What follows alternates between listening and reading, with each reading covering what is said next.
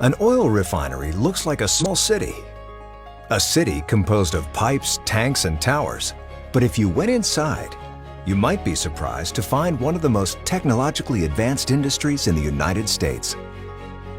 Here, engineers and scientists have figured out how to turn raw crude oil into the valuable fuels, lubricants, and components we need to make millions of products.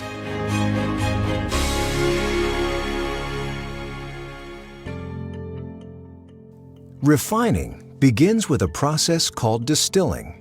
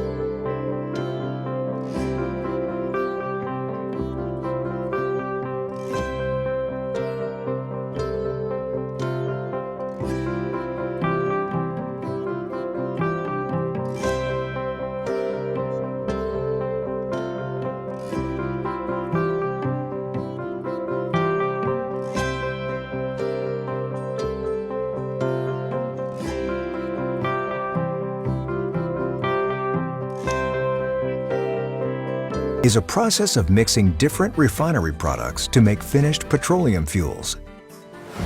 Gasoline, for example, is blended to achieve octane standards, creating the grades of gasoline you see at the pump: regular, mid-grade, and premium, that are necessary to meet the needs of specific engine types.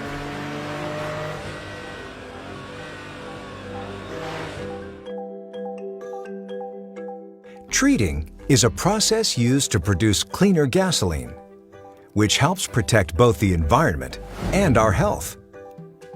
Gasoline molecules contain impurities like sulfur that can be removed. When the molecules are heated and come in contact with a special catalyst, a chemical reaction occurs that strips the sulfur away. These sulfur compounds are used as fertilizers and in pharmaceuticals. Nothing goes to waste in a refinery. In fact, by expanding existing refineries and improving their efficiency, we've increased production of refined products by more than 40% since the 1970s.